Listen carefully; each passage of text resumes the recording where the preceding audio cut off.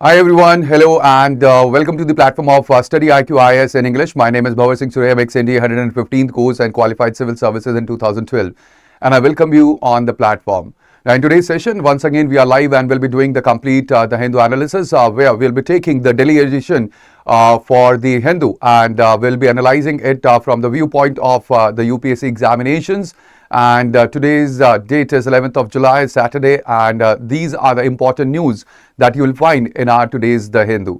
The first one is about the Constitution 130th Amendment Bill, where the recommendation had been for suspension but not for the removal of the politicians or the ministers and the Chief Minister and the Prime Minister as well. Apex, good morning. The second news that we'll be discussing is about the electoral governance crisis, where we'll be talking about three of the different news and ultimately they pertain to the electoral governance crisis that we have right now. Kundan, good morning. All right. So it is about the SIR anomalies and even the bipol battles that are there. Then we'll be talking about the VBSA or the Viksit Bharat Shiksha Adhishtan bill as well, where there is the higher ed or the higher educational institution, they have asked for them to be not included in the purview of the bill. Then we'll be talking about Parandur Airport as well. There is a complete article where it is about development as compared to the displacement. That is what we'll be talking about. Then comes the next important news that is about the E20 ethanol blending, where it is about the energy security debate as well as the government's recent, take on the E20 blending that we'll be talking about. All right, then we'll be moving ahead and we'll be talking about the FCR amendment bill, where it is about the bill that had been, suspended, or the bill which was later on, it was, taken back because of the various concerns that were raised about the amendments that were proposed under the FCRA Act. Then we'll be talking about the global terrorism shifting geography as well. There is a complete editorial by Shashi Tharoor that you can see in our today's The Hindu. And then we'll be moving ahead about the EU as compared to the big tech, where it is about regulating the addictive design of the Facebook and the Instagram. So this is about Meta, which has been given and a kind of warning by the EU. And ultimately that is again quite important when it comes to regulation, because we have seen yesterday that Prime Minister Modi, he have hailed the ban that is there in the Australia about the social media for the people or the children which are below the age of 16 years. Shinobi, good morning. All right, so these are the important articles that we'll be discussing in our today's session. Let's move ahead and let's discuss the quotes that we have for today. Now, these are the important quotes that you can use. The first one is, we have used it time and again. But then this is quite important because this pertains to the governance and the polity. And over here, the quote is, the Constitution is not mere lawyer's document. It is a vehicle of life. And this quote is by Dr. B.R. Ambedkar. Again, very important quote that you can use for your governance or the polity framework. Then we have the another quote that is, governance is not about exercise of power, but the heavy burden of the responsibility that accompanies it. So again, this quote, the second quote, you can use for the governance, you can use it for the public administration as well when you are writing the answers for the public administration. Then we have the third quote that is, the ultimate test of the state is not the grandeur of its initiatives, but the resilience of its institutions and the dignity of its poorest citizens. So these are the three quotes that you can use and you can utilize while you are framing the answers to the questions that are there. Now over here, this is quite important that when it comes to the platform of the StudyIQ, we have lots of courses which pertains to your preparation for the UPSC or the state level PSC examination as well. And we have the other courses that are there for the, the plan B also. So over here, we have the resolution batch, that is the GS foundation batch, P2I batch. And we have the evening batches that are going on right now, or they have just started, and you can enroll into them. Now, this is quite important because we have the lowest price drop, where we have the price that is just starting from 7,999 rupees only for the GS Foundation courses. And for this, offer, you can use the code that is BRS Live, so that you can enroll into the courses and then you can prepare well along with the best and the trusted faculties that are there in the region. Now, over here, coming to the first news, that is here, it is about suspend but not remove. This is about the high functionaries after 30 days in the jail. This is about the JPC or the Joint Parliamentary Committee that we are talking about. Now, this joint parliamentary committee, it is examining the 130th constitutional amendment bill that had been, moved. Now, it is quite important that this issue pertains to Arvind Kejriwal. Now, we all know that what happened was that Arvind Kejriwal, when he was there in the jail, all right, he was jailed and he was there in the Tihar jail. So what happened was that the complete Delhi government, it was running from the jail itself. All right, he did not resign from his post, and that is why afterwards we had this bill that was introduced, which is basically about about removal of the chief minister, the prime minister, or even the ministers if they had been in the jail for 30 days, and that is what this bill is about. Now, this is a 130th amendment bill, and ultimately it has submitted, the JPC or the Joint Parliamentary Committee have submitted its draft report.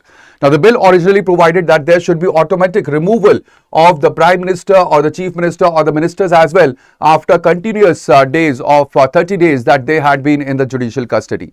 But over here, the JPC or the Joint Parliamentary Committee, it has recommended that there should be the suspension and not the removal. Now, when it comes to the suspension, this is basically reversible. Like, for example, we have for the government employees as well, when they are, implicated in any of the offense. So, they are suspended and they are not removed from the office. So, over here, the panel have recommended that actually there should not be the automatic removal, but it should be the suspension. However, when it comes to the opposition members, they have boycotted the joint committee and they have said that the report largely reflects the NDA aligned stakeholder views itself. And that is why we have the committee report that was basically opposed by the opposition as well. Now, here it is very important that when it comes to the complete concept, this is the concept of the constitutional morality that we are talking about. That when you are there in a post or when you are elected for a post, so there is a morality that is involved, that you have to uphold the ethics and the ethos which are given in the constitution. As well as there is the probity in the public life, that when it comes to the the complete issue. So if you get engaged or you get selected for any post, so there should be a kind of the probity that should be there, and therefore this is where you can see that this is invocation of the justify of the curbing the governance from the jail itself. Alright, so governance from the jail, it cannot function, and ultimately that is a dent on the democratic principle, and that is why this bill was brought. Now, there is no existing constitutional provision that disqualifies a minister merely on the arrest. All right, it is not actually the arrest that is basic, this disqualification that is mentioned in the constitution. And ultimately, there is a conviction that is provided under Section 8 of the Representation of People Act 1951. That is basically the current mechanism for the disqualification of the minister or the prime minister of the chief minister as well. Now, this disqualification occurs if there is the conviction that is for the 2 years or more than 2 years for any of the serving minister or the prime minister or the chief minister as well. Alright, so this is the one of the disqualification that we have under Section 8, and then we have another also disqualification that is about the serious offences, like for example rape or any heinous crime that had been committed by the ministers. And even if there is the simple, you can say that the simple fines which had been imposed, but then also the ministers, the chief minister or the prime minister, they can be disqualified from their post itself under Section 8 of the Representation of the People Act. Now, there was a case in 2013 that was Lily Thomas versus the Union of India.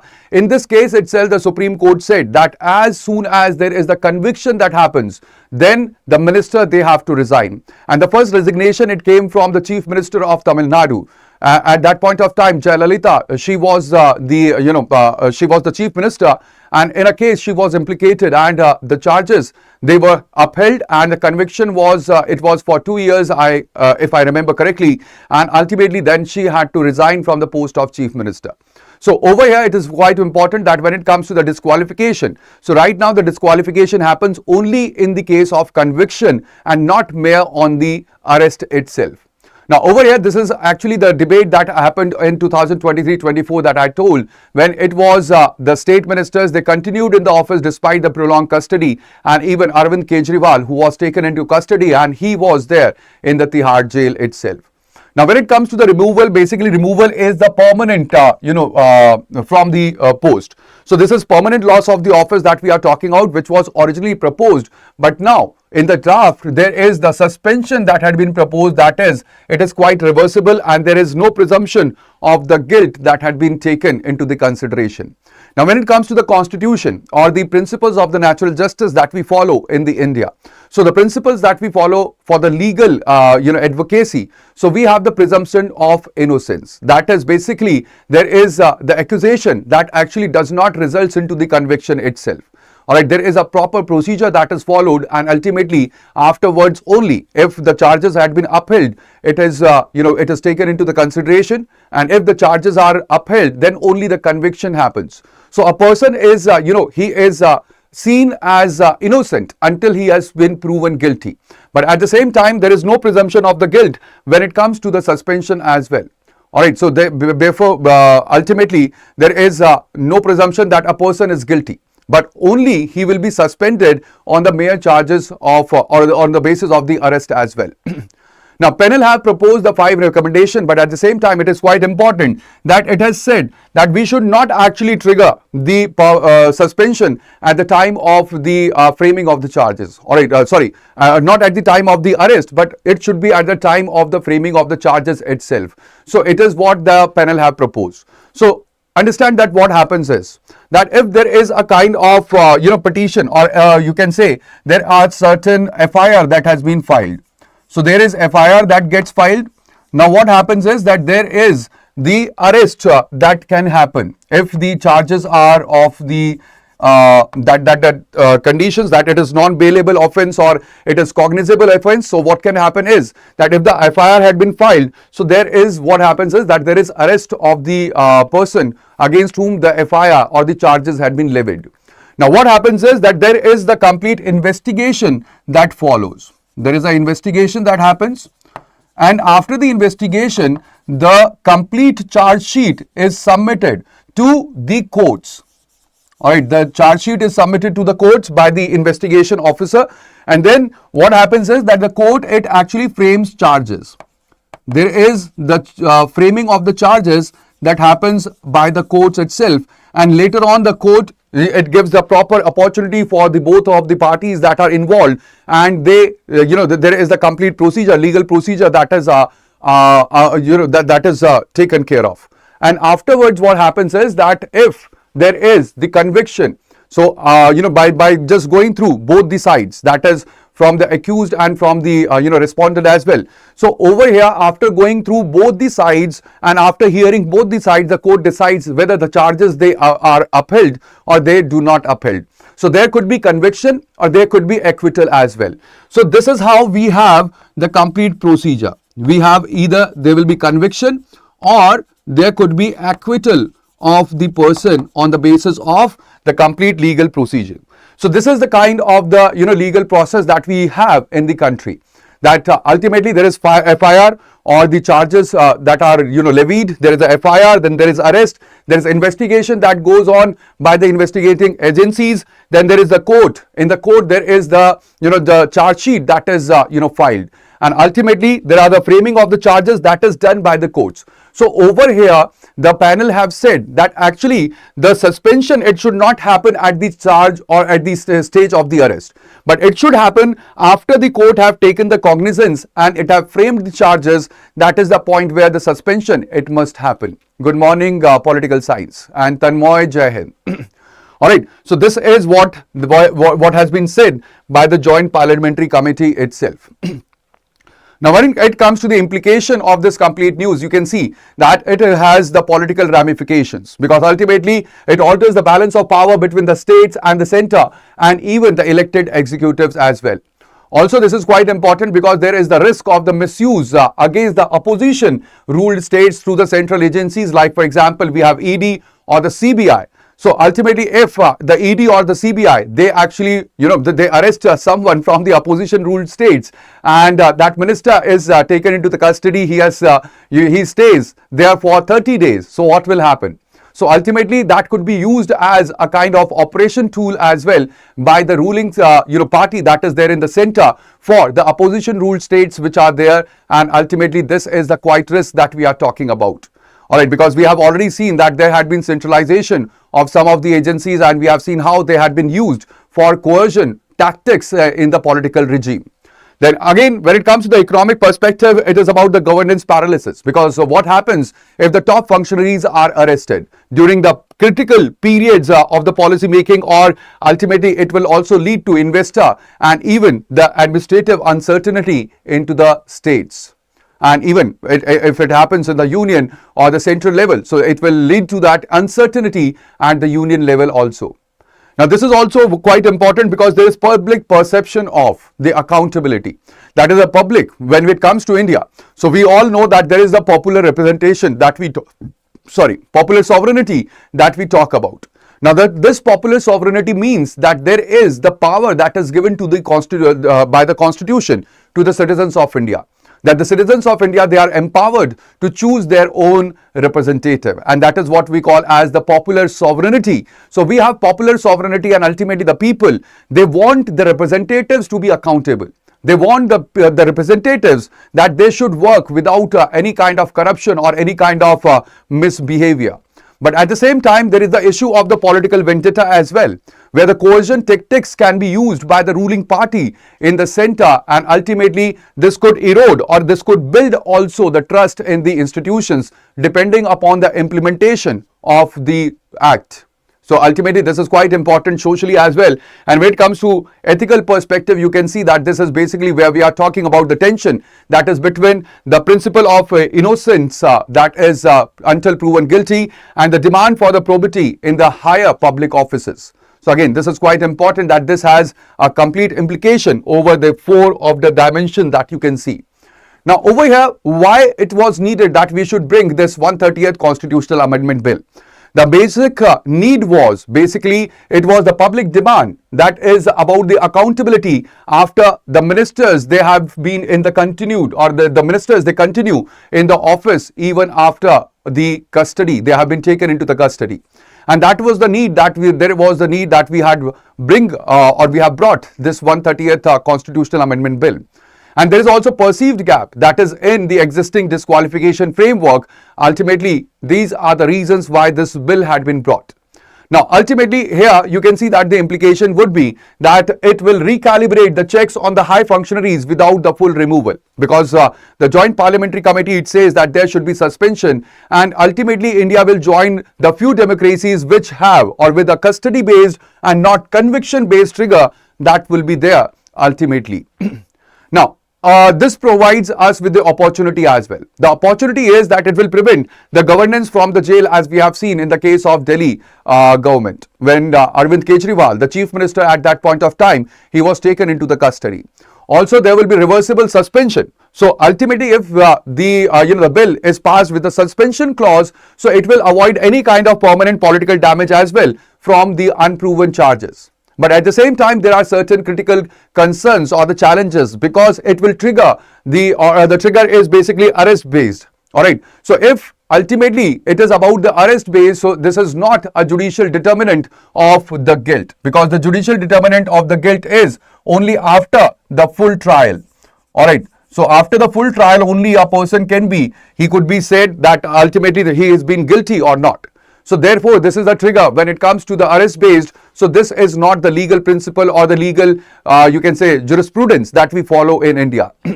Also, there is the risk of the misuse by the central agencies against the opposition ruled states, and thereby this is quite important that these are the concerns which had been raised against the 130th Constitutional Amendment Bill that will be, most probably, and I can say that it will be tabled in the monsoon session itself. Now coming to the next important news that we have, it is about High Court halts the bypolls in 5 Tamil Nadu Assembly constituencies. Now this could be linked to the another news that is where the GBA or the Greater Bangalore Authority moves Supreme Court to postpone the civic elections in Bangalore. And this could be clubbed along with the third news as well, where it is about Telangana SIR, where there are up to 30% of the electorate that they face the closer scrutiny. Now, all these three news they talks about, or they are about the electoral governance crisis that we are seeing in the country right now. Whether it is about the SIR anomalies, it is about the bipole battles as well. So over here you can see that when it comes to Madras High Court, it has restrained the Election Commission from notifying the by-elections in 5 of the Tamil Nadu assembly seats, that is in Tiruchi East, in Perundurai, in Amba, Samudram, and even Viralimalai and Karur. This is till 31st of July, pending the election petitions which were filed in the High Court. Now in Telangana, there is the SIR of the electoral rolls which have flagged anomalies in nearly 30% of the enumerators. So ultimately, this is where we are talking about over 20 lakh of the electors. They had been unmapped or with the anomalies out of the total 66.66 lakh forms which had been checked. And in Greater Bengaluru Authority, so it has moved to the Supreme Court to postpone the civic body elections, and it has cited that there is the SIR, intensive administrative burden, that is on the same personnel, and ultimately this is not right to conduct the elections when we have so much of the pressure that is there. So this is quite important because when it comes to electoral governance crisis, or these three of the news that we have just seen. So these three news actually they pertains to the Representation of the People Act 1951, where actually it is the section 151A of the Act which actually governs the timing of the by-elections after there is a vacancy. Now there is also SIR. SIR basically is the Election Commission of India's exercise which is to re-verify and purify the electoral rolls, which is basically distinct from the routine summary revision. Now summary revision happens after every year. Alright, every year or just before the elections, there is summary revision that takes place, but the SIR or the special intensive revision, this is quite a very extensive exercise where there is door-to-door enumeration, there is door-to-door campaign that is launched. Now, ultimately, this power, when it comes to the SIR power, this is being granted by the Constitution itself, where Article 324, it mandates that the superintendent's direction and control of the elections that will be vested with the Election Commission of India that we have. Now, here it is quite important that it is quite distinct from the summary revision because there is door-to-door enumeration and the cross-verification and not just the addition or the deletion of the voters from the electoral list. There is also very important to see over here that is about the clear vacancy. Now, clear vacancy is basically under the section 151A of the Representation of People Act 1951, which is actually the vacancies, they arise just after the resignation as compared to those which are basically sub judice. So this is the quite distinction when it comes to the vacancies. The clear vacancy is in the term of the resignation that is provided. Now, this is quite important because all these things or all these three news that we have seen, it is about the pending election petitions which have created a legal uncertainty over the clear vacancy. That whether clear vacancy is about those vacancies which had been created by the resignation, or this is about those vacancies which are basically sub judice, or those vacancies or those of the you can say those of the members which had been elected.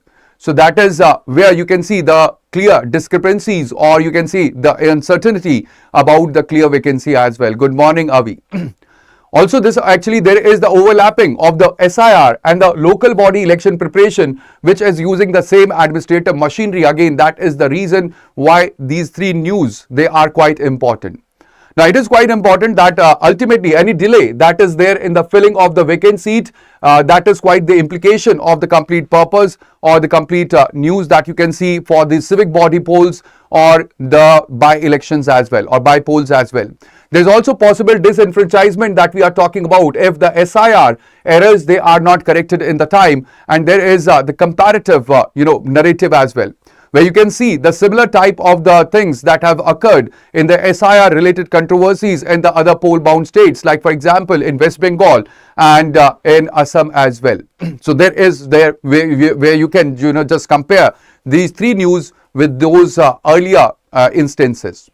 Then when it comes to the opportunities over here, when it comes to the SIR, so ultimately SIR can improve the roll accuracy as well, and that we have seen in the case of the number of or the percentage of the voters which have actually voted in the subsequent elections. So there is the improvement of the roll accuracy, and even there is prevention of the duplicate or the bogus registration if there is AI or the Aadhaar linked tools which are basically used. Now, when it comes to judicial oversight that we have seen in the case of the Madras High Court, it actually prevents or protects against the premature bypolls as well, and that is why this is quite important. Now, the concerns are that there are 30% anomaly rate in the Telangana, which actually raises the concerns about the disenfranchisement. And again, this disenfranchisement is quite important for the vulnerable section of the society which are there. Like, for example, the rural population, which actually do not have the proper documentation because they never had those documentation in the first place ever. Also, there is the administrative overstretch that we are talking about, because the same administrative machinery is being used for the SIR and for the conduction of the civic body polls also. And there is the opposition party like BRS, which have demanded that there should be Aadhaar enabled AI verification that should be done when it comes to the complete process of the SIR. So thereby, this is quite important news that you will find in our today's The Hindu. Now, coming to the next news, that is about the IITs and the IIMs. They have pushed back against the VBSA bill. Now, what is this VBSA bill? Basically, this is Viksit Bharat Adhishtan Sansthan bill, or Adhishtan bill, Shiksha Adhishtan, that was proposed. And this is basically over here. You can see that the institutes of the national importance, like we have the IITs, IIMs and the IISCRs, they have pushed back against the VBSA bill 2025. And they have said that they should be exempted from the several provisions of the bill. Now, this bill actually proposes to replace the UGC, AICTE and the NCTE as well. Now, there will be a single apex regulatory body, that will be the Viksit Bharat Shiksha Adhishtan, which will regulate the complete process that is there under the UGC or AICTE and the NCTE as well. Now, Congress have already urged the NDA ruled states that they should, especially Andhra, they should oppose the bill in the monsoon session, and the bill is right now under the review that is by the Joint Parliamentary Committee, which is headed by BJP Member of Parliament D. Purandeshwari. Now, this is quite important because ultimately when it comes to this bill or the UGC Act of 1956 or the AICTE Act of 1987, basically, they are the acts which currently govern the higher education that is there in our country today. Alright, whether it is about the regulation, it is about the accreditation, or it is about the standards which had been laid down for the higher education. Now, there is the entry 66 that is provided under the union list. Now, this is about the coordination and the determination of the standards in the higher education. Now, there is also the entry 25 that is basically in the concurrent list, that is about the education, which generally includes technical and medical list. So over here you can see that there is a federal fault line where the education, it is there in the entry 25, that is the concurrent list, and also the coordination and the determination of the standards in higher education is provided under the entry 66 that is there. Now, there is also clause 49 of the bill, which actually claims to protect the autonomy of the INIs or the institutes of the national importance and the institutes of the eminence as well. So thereby, this is quite important because this bill had been opposed by the institutes of the national importance, basically a status which is conferred by the parliament. Now, like for example, we have IITs, we have IIMs and the AIMs. Basically, they have the distinct governing acts and they had been given the status of institutes of the national importance. Now, over here you can see that this is about the regulatory unification as compared to the institutional autonomy, where this complete core tension it lies, and also it pertains to the federalism in education, which is a concurrent list subject requiring that there should be the center and the state consultation properly over any kind of the amendments that have to be brought. Now, over here, there is the comparable single regulator reforms that you can see in UK as well. In UK, there is a single regulator. There is the Office for the Students, and Australia as well, there is TEXA. So over here, you can compare this with the global, standards as well, where generally it is about the university self-governance that had been preserved in UK and in Australia as well. But at the same time, when it comes to India, so this VBSA bill, it may take away that self-governance or autonomy that is there with some of the universities like IITs and IIMs with regard to their standards, with regard to their curriculum as well. So this is quite important. Now, what is the need for bringing this bill? So there is the fragmented regulatory landscape that we have right now. We have UGC that is about the higher education. All right. Then we have the AICTE that governs the technical education in India. And we have NCTE which lays down the standards. Now, ultimately, we have fragmented frameworks which is there. And this is seen as inefficient, and thereby we have this bill that was proposed. There's also push for the single apex body under the Viksit Bharat 2047 vision by the central government. And these two are the core reasons why this bill had been brought. Now, there is, again, when it comes to the implication, there could be potential for the centralization of the higher education governance, and you can compare this with the single regulator models that exist in some of the federal systems like UK and Australia already, but with the strong state coordinations that are there. Now, ultimately, that will bring the simplified and the unified regulatory architecture, which is a kind of good thing, and also it will potentially there will be potentially faster approval for the new programs or the new colleges as well under this new bill or the framework that had been proposed. But then there are these certain challenges. The challenge is that the IITs and IIMs, they fear that there will be loss of the curriculum and the research autonomy that they have. And ultimately, that is why they have opposed the bill, and the states, they argue that the bill, it actually exceeds the parliament's power that is there under the entry 66 as compared to the entry 25, which is in the concurrent list itself. And that is why this is quite important news that we have. And I told you that in your prelims, yesterday also I told you that you will find the question related to VBSA. And in your mains as well, if you're writing this mains this year, you'll find a question that will be related to VBSA in your mains also. Now, coming to the next news, it is about the Parandur airport. Now, here, what is there that when it comes to Tamil Nadu? So, Tamil Nadu have proposed that there should be a greenfield Parandur airport that should be built. But then this project had been put on hold, though there is no official announcement that had been made related to this so far. At the same time, when it comes to the residents, so we have the residents of Ekanapuram. So, Ekanapuram village is there, which actually falls within both proposed runways, and they have protested this for nearly 1,000 days. Now, 26.54% of the project area, it will comprise of the wetlands as well as per the Tamil Nadu Industrial Development Corporation, which will include the Nelvoy Lake and the Kamban Canal regions also. Sorry. Now, when it comes to the villages, so villages which are near the site, they are in the limbo. That is, they are unable to repair or rebuild their homes, and the project's uncertainty, it is again a quite important concern when it comes to the Tamil Nadu. And this is quite important because when it comes to the complete proposal or this airport that had to be built, so there was the need for the second Chennai airport, and this actually began, the search actually began right from the 7 years ago. There were 11 sites that were originally examined that where the second airport that will handle the traffic from the Chennai airport, it will be shifted. And ultimately, there were only 4 of these sites which were, afterwards they were finalized. And these 4 sites are, we have the Tirupurur, we have Padalam as well as Pannur and Parandur, basically which were finalized. Later on, Airports Authority of India or AAI, it has found that Pannur and Parandur, they are the most viable, and later on Parandur was chosen because ultimately there will be the fewer families that will be relocated from the complete perspective. Now, the earlier attempt was also made so that there could be a second airport at Sri Perumbudur that could be that could be constructed, but then it failed to take off 2 decades ago. So therefore, this is quite important because when it comes to the complete project, this is a greenfield project. We have 2 different types of projects.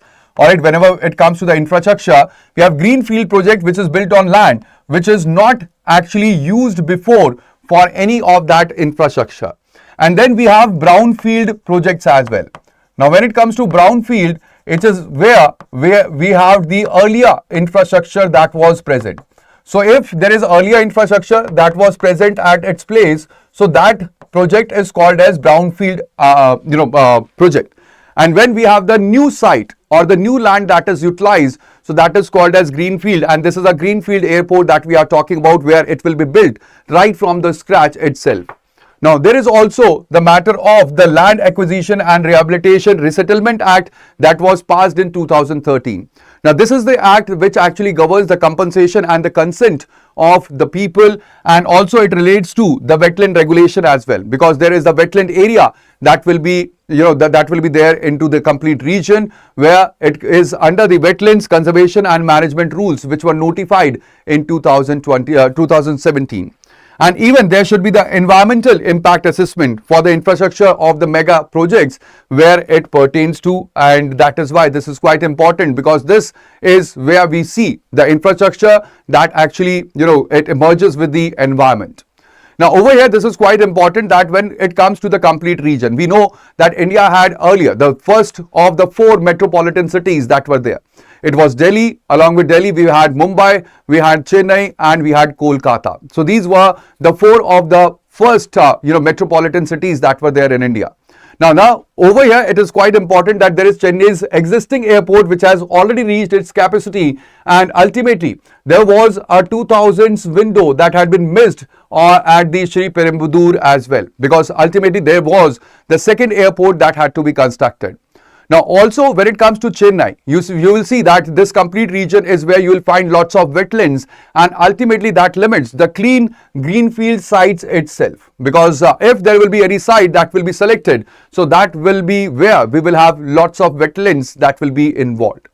Now, it is quite important that there is a possible repeat of the Sri Perumbudur style delay, and that deepens the Chennai's connectivity deficit, because at the same time, when it comes to the industries they are looking for the more projects, or they are looking towards more connectivity when it comes to the metropolitan areas.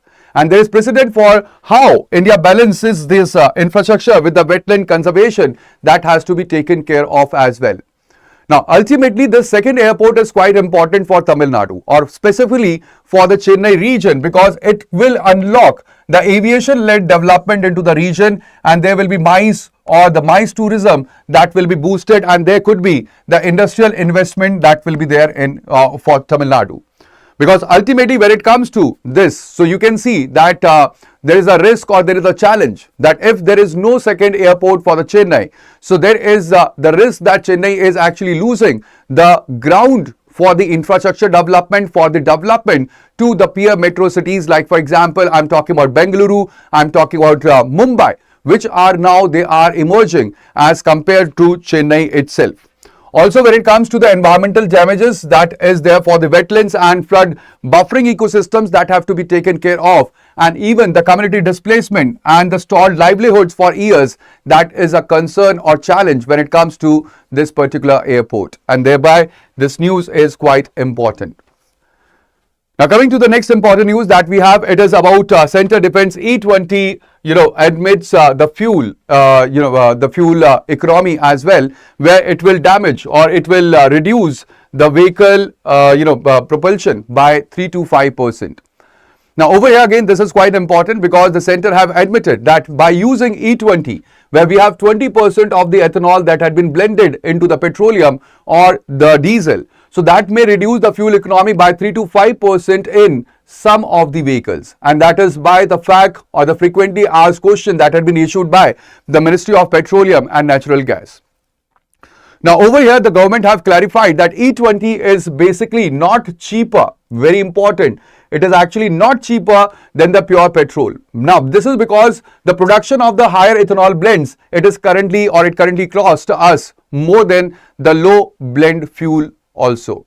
Now, the government have justified that there is E20 partly that had been, or it is a mechanism to adequately compensate the farmers who supply the ethanol feedstock. So ultimately, there the government have justified that this is where we are supporting the farmers which are basically raising the maize, or they are supplying the sugar cane so that the ethanol can be produced, and that is where the government have justified itself for the blending programs. Now, over here it is quite important that there is the national policy on the biofuels which was released in 2018. Now, this was amended in 2022. Now, why it was amended? So that we can advance the E20 target, which was earlier for 2030, and the target was taken for 2025 itself. That is, the target was revised to 2025.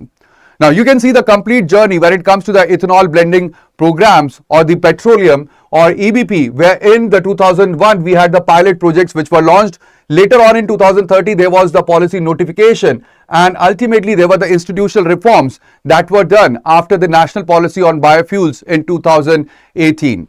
In 2021 there was the investment push, and ultimately there was the phase blending that we are seeing today that is increasing, whereby you can see that when it comes to the blending program, so we have E20 that is at current levels, but then we have the programs for blending where it can reach up to E80 or E100 as well. Now when it comes to ethanol blending, it is where we mix the ethanol from the sugarcane or from the grains like for example maize, and ultimately this is mixed with the petroleum to reduce the crude oil import dependence, because when it comes to the crude oil import, we know that we are importing nearly about 85% of the petroleum from the other countries. Now there is also the global benchmark is basically the Brazil's program. Now Brazil have this program Pro El Cool program that is there, and it is the global benchmark for the ethanol blending, where the blending it has increased up to E27 for the normal vehicles, and there are also E100 that is for the flex fuel vehicles as well. Now when it comes to USA, so USA also uses E10 or E15 blends widely, and EU biofuel directives they cap the food crop based biofuel share because of the land use concerns, and these are the global benchmarks where you can connect the E20 blending to these benchmarks. Now what was the major reason for moving ahead with the blending program? The major reason was that we have high crude oil dependence when it comes to the import, and we are importing nearly 85% of the crude oil, and there is need to support the domestic sugarcane and the grain farmers as well. That could be through the assured ethanol offtake. Now this is quite important because this implicates India. How it implicates India? Because it will lead to reduction in the import bill. It will also support the agri-based ethanol economy in India also. And this aligns India with the global biofuel transition trends that we are seeing amid the oil price volatility that is there in the market. Also, this is quite important because ultimately when it comes to ethanol, there is the octane number that is there, which is measured by RON. Alright, and then there is the anti-knock properties. So when it comes to the ethanol or E20, let me tell you, so E20 is or it is better as compared to petrol. Alright, as compared to petrol in the terms of both, it has higher octane number. The octane number is also quite high, and when it comes to the anti-knock properties, so it has more or good anti-knock properties as well.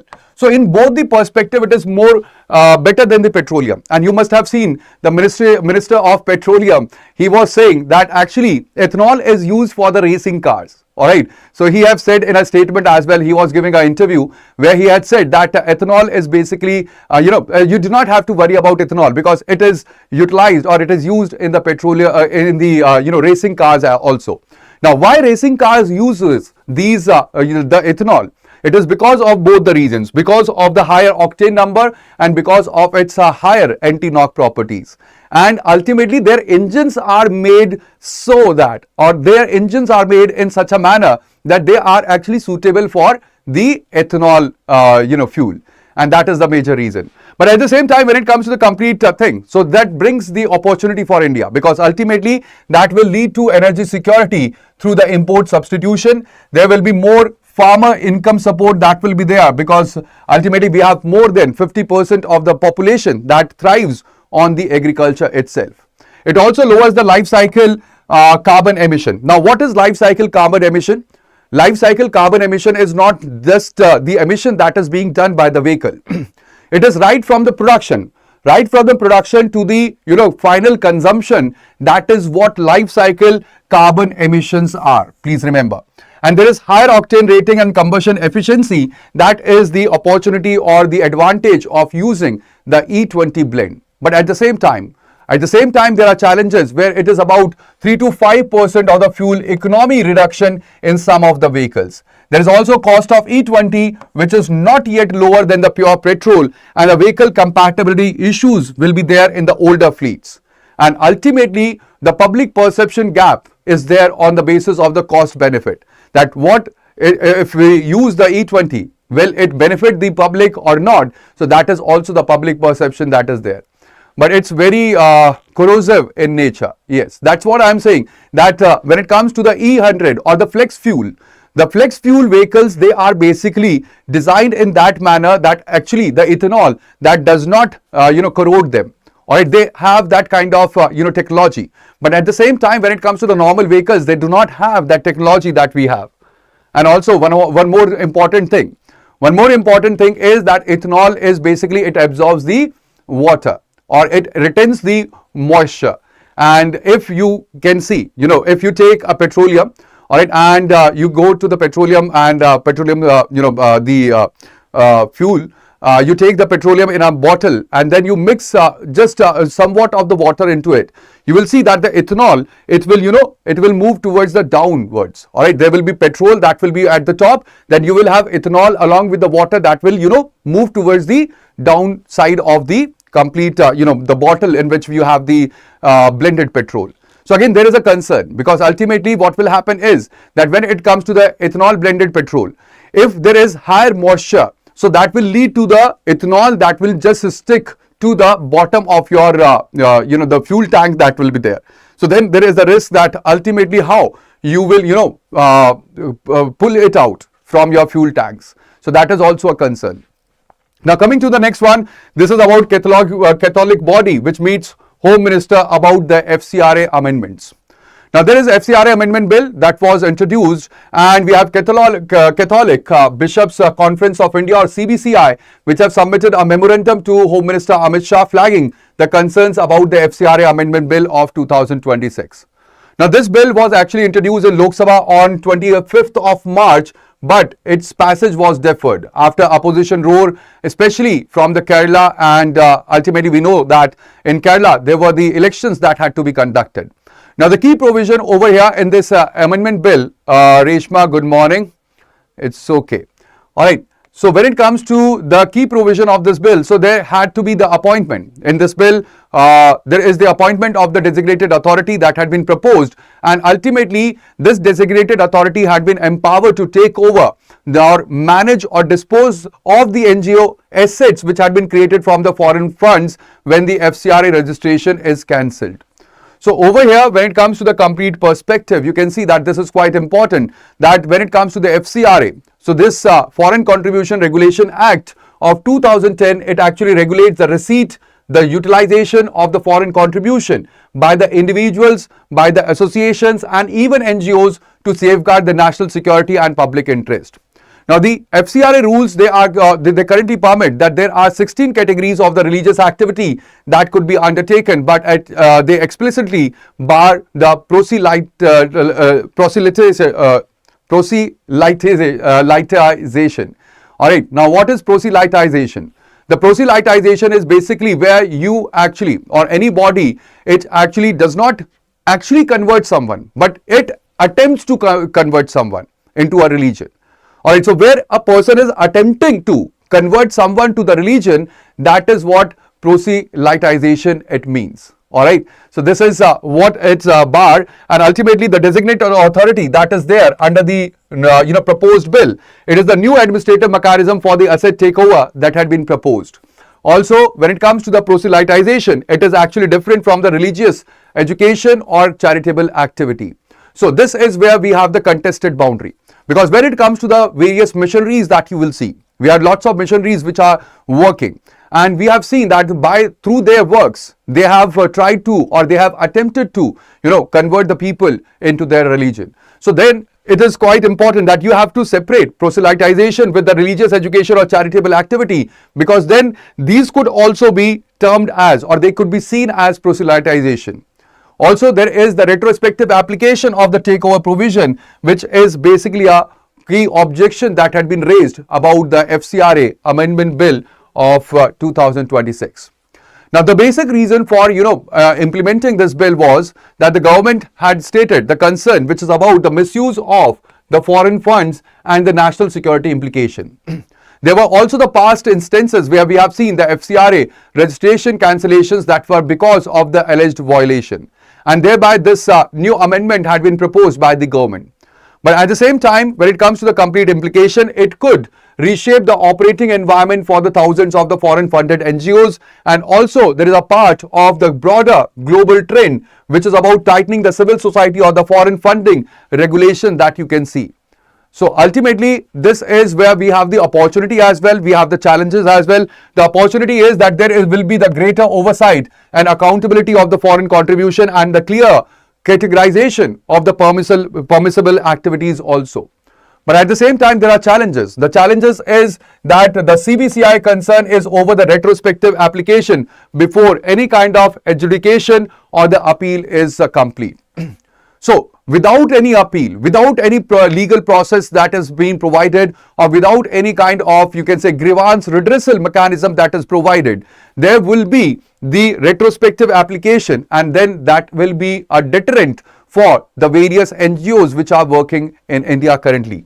Also, there is risk of conflating the technical violation with the major ones, warranting the full asset takeover.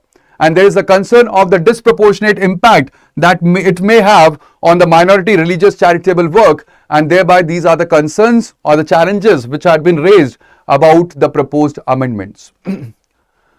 Now, coming to the next important news that we have, it is the editorial that you will see about the terrorism, and it says about the terrorism or the global terrorism, it is actually shifting its geography.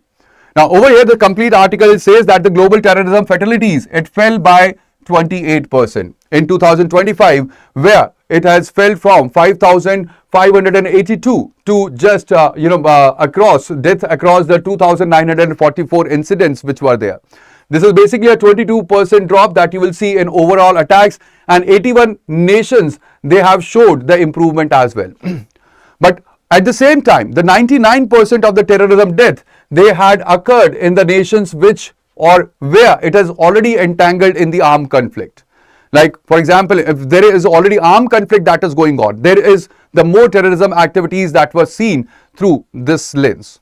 Now, terrorism is basically a byproduct, or you can say that ultimately because of the armed conflict that is there. So, the terrorism is present, all right.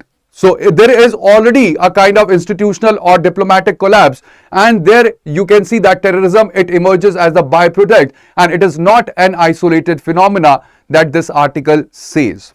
Now, there is nearly 70% of the terrorism related deaths which were concentrated in just 5 of the countries. Now, these 5 countries which had been named is Pakistan, Burkina Faso, Nigeria, Niger, and Democratic Republic of Congo.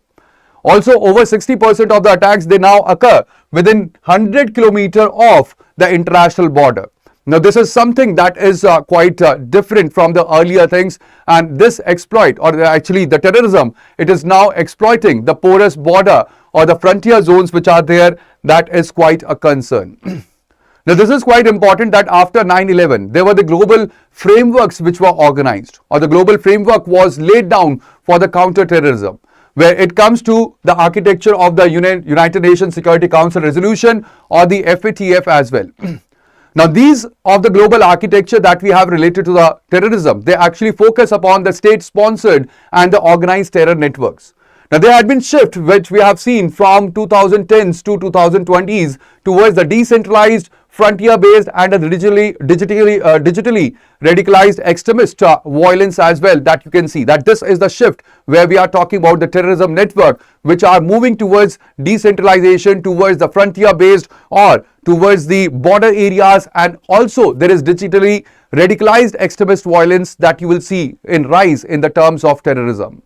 Now, there is the asymmetric warfare that we use. Basically, asymmetric warfare is the term that is used where we have the non-state actors that they use the irregular tactics against the stronger state forces. All right. This asymmetric warfare is the term that you can correlate with the West Asian War as well, where we have the stronger element that is there. Like, for example, we have USA, and then we have Iran. Iran is not as much stronger as compared to US. The same happens with the terrorists as well, because the non-state actors or the terrorists, they are basically using the irregular tactics which is against the state or the stronger state forces, and that is what the terrorism are using, or the terrorists they are using today. That they move towards the irregular tactics, and that is what is termed as the asymmetric warfare. Also, there is blurring line that is there between state conflict and the terrorism, because the extremist violence, it is increasingly embedded with the broader armed conflicts that you will see in the regions, and thereby there is the line that is getting blurred between the state conflict and terrorism. There are also the frontier and the border or border terrorism that we are talking about, where it is about the cross-border logistics, the recruitment and sanctuary in the porous zones. And again, you can see that these are the dimensions, or these are the changing dimensions when it comes to the terrorism. Alright, so you can use them when you are writing the essay or you are writing the answers that about the changing dimension of the terrorism itself. Now, coming to the complete issue, so we have the state fragility and the institutional collapse which is there in the conflict zone. There is also porous international borders which actually enables the logistics and the recruitment. So all of this, or both of them, they actually give rise to the terrorist activities. We have also the ongoing West Asian conflict that is actually threatening to reverse the recent gains which had been there. Now, over here it is quite important that the continuing India-Pakistan tension, it actually lowers the barriers which are there for the new radical actors which are prevalent. So again, this is quite important because the article, it talks about India and Pakistan as well, and then it is also relevant to India's border security posture also. There is statistical improvement actually which masks the concentrated and high intensity violence which is there in the fragile state. That is also quite a concern that you can see over here. Because if we are seeing that, okay, by the article we are seeing that, okay, there had been the lesser number of the terrorist activities which are there. But at the same time, that statistical improvement, it actually does not show the reality, or where we have the high intensity violence that is basically in the fragile states, on the fragile nations which are there. Now, this is quite important because ultimately it provides the opportunity for the global counter-terror cooperation, which has actually yielded a genuine aggregate decline in the violence. There is also frontier-focused intelligence, which actually now allows more targeted interdiction, and we are more focusing on that global, or you can say the frontier-focused intelligence. Now, there is the challenge, and that is when it comes to TTP and the other kind of the terrorist organizations or the groups. Now, we have seen that they are basically moving towards the adaptation, and they are being adaptive, where actually what they do is they fragment and then they localize when they had been squeezed globally. So we have seen lots of the terrorist organization, like for example Lashkar-e-Taiba. Alright, so Lashkar-e-Taiba, which actually operates from Pakistan.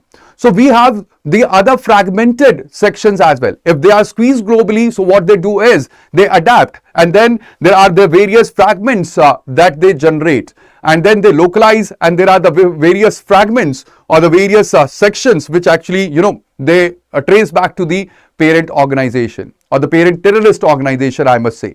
Now, there is aggregate data. Again, this is a challenge because this can mask the worsening condition which is in the most of the affected clays, and ultimately there is a complacency risk as well.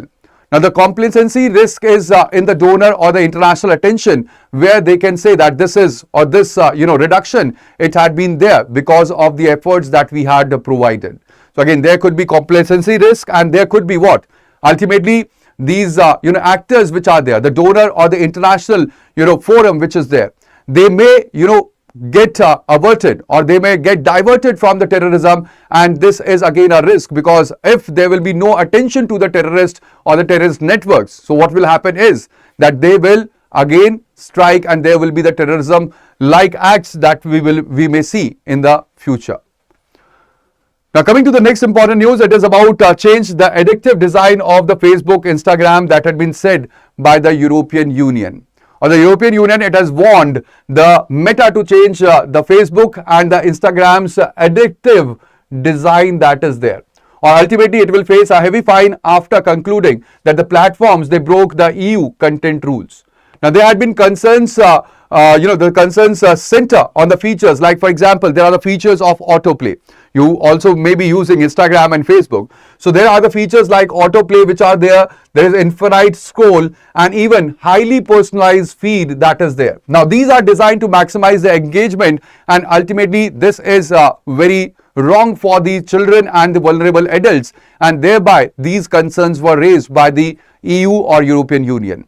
Now, here there are the required changes that the Meta has to do, and that is, or it could include disabling the autoplay or infinite scroll by default.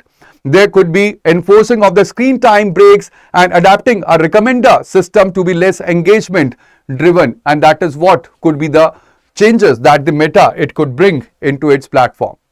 Now, this is quite important because EU or the European has the DSA or the Digital Services Act.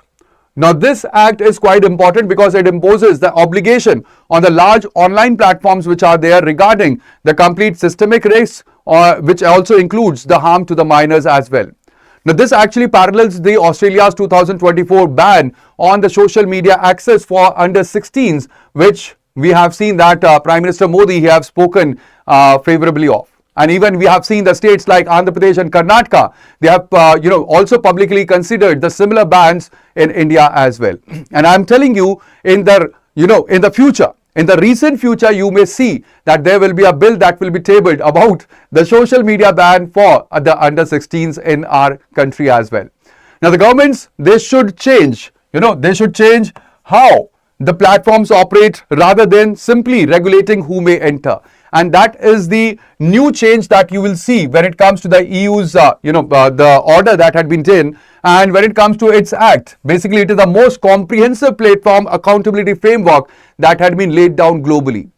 Now, at the same time, when it comes to Australia's act, you can compare this with Australia's act, which is basically a contrasting regulatory philosophy that had been utilized as compared to the philosophy that the European Union have implemented, or it have asked the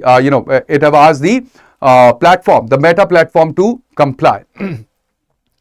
Now, over here you will find another news or another news article that is there in our today's Hindu. It is about conservation projects for the river dolphins. 3 other species had been approved. Now, this approval had been given by the National Compensatory Afforestation Fund Management and Planning Authority, that is CAMPA. Now, when it comes to CAMPA, basically CAMPA was the CAMPA fund. It was in 2017 that this was framed. Now, in 2017, what happened was that CAMPA fund was, it was started, and basically this was where we have the infrastructure projects, and if the infrastructure projects, they are felling the forested land, or they are in the regions where we have the forest, they had to be, migrated, or the forest, they have to be cut. So in that terms, there has to be the amount that has to be paid to the CAMPA fund, and this will be utilized, or this have to be utilized for the afforestation purposes, for the afforestation or for the reforestation for which the fund was actually provided. Alright, now what had happened was, this was a traditional approach that was used by CAMPA, but now you can see that this approach have shifted. Now, this approach has shifted towards the species conservation, where we have the conservation projects that have been approved for the river dolphins, for the snow leopards, for the wild water buffalo, and for the Indian rhinoceros, where this is complete shift into the, you can say, I'm going to college for practical, submissions. All right, okay, Apex Knight. All right, so this is where we can see the complete shift into the, authority, or you can say the complete shift into the dimensions of the CAMPA. Now, there is another news about the Cane and Betwa project, and this is about the tribal women which are leading the complete protests which are there. Although this has been said that basically these people which are protesting right now, they are not affected by the Cane and Betwa link, but actually the news is important because it brings forward the interlinking project that is there, and that is why it is quite important that you must go through the interlinking of the rivers. That is quite important for your preparation as well. Now, coming to the next part of our the analysis, that is where we discuss the questions that could be asked in your prelims and mains. Now, the first question that is there on your screen is, with reference to the proposed constitutional amendment bill and the JPC observation, consider the following statements. Constitutional 130th. Alright, we are talking about 130th. First one is, the Constitution currently provides an automatic mechanism for the removal of the Chief Minister if they are held in the judicial custody for more than 30 days. Alright, the JPC has recommended replacing the provision of automatic removal of the minister with automatic suspension. Third, the JPC has proposed the provisions should only apply to the serious criminal offences carrying a minimum punishment of 7 years of imprisonment.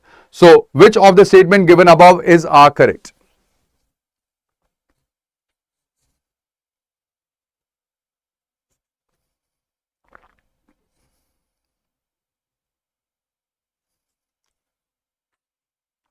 Yes, it is C. That is correct. Alright, the second and third statement are correct, but the first one is incorrect, and thereby the answer will be C. That is 2 and 3 only, not B. It's C. Alright, so the JPC have also said that this should only apply in the case of the serious criminal offences and not for the minor criminal offences. Alright, now coming to the next one, it is consider the following statements regarding the Viksit Bharat Shiksha Adhishtan Bill or VBSA Bill 2025. It proposes to establish a single apex body that will repeal and replace the UGC, AICTE and NCTE. Then the bill proposes a structural framework containing 3 regulatory accreditation and standards council omitting a dedicated independent grants vertical. Then higher education falls under the exclusive legislative domain of the union list under entry 66. So which of the statement given above is correct?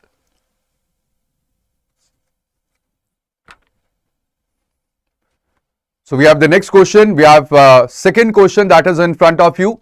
So give me the answer. What will be the right answer? The right answer will be yes. It is not just the exclusive purview of the center. So therefore the third is incorrect. We have first and second, that is correct. That is A is the right answer. Now coming to the next question that we have with reference to the E20 petrol blending in India, consider the following statements. First, life cycle carbon emission of the E20 fuel are approximately 40% lower compared to the pure petrol. The chemical composition of E20 fuel results in a higher octane rating but may lead to minor drop in the fuel economy. Then production of E20 is highly cost effective compared to the fossil fuel when international crude oil prices trade below $70 per barrel.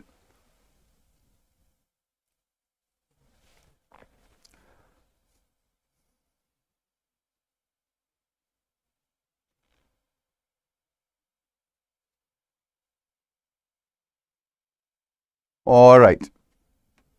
So what will be the right answer? So over here we have yes, production of E20 fuel is not highly cost effective. Alright, because ultimately when it comes to the maize, in terms of maize, so it actually costs nearly about 71 rupees. Alright, in the terms of the production, so if the production is done by the use of the maize, so by the corn or the maize, the production it costs nearly about 71 rupees, and that is just production. It is not about distribution or transportation that I'm talking about. So then E20 production is not highly cost effective as compared to the fossil fuel. So we have 1 and 2, that is, we have B, that is the correct answer.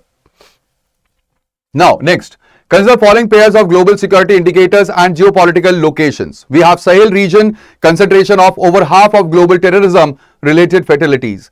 Then Strait of Hormuz, critical maritime choke point bordering the southern coast of Iran. Then Tangan Rogue port, Azov Sea port recently targeted in Ukrainian long range strikes. So which of these pairs given above are correctly matched? Now this is how we have UPSC, which actually frames the questions related to the places in the news. So these 3 places are in the news in our today's The Hindu. And let's see what will be the correct answer.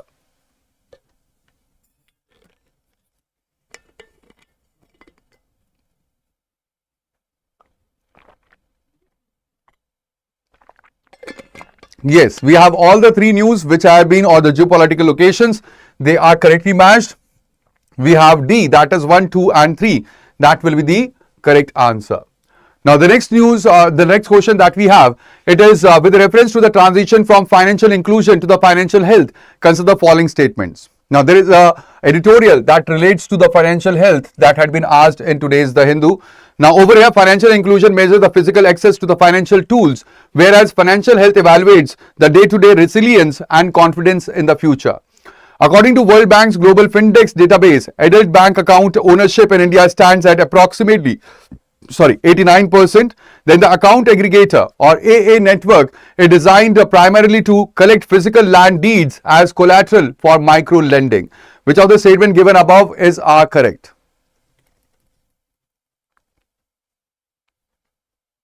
What will be the correct answer?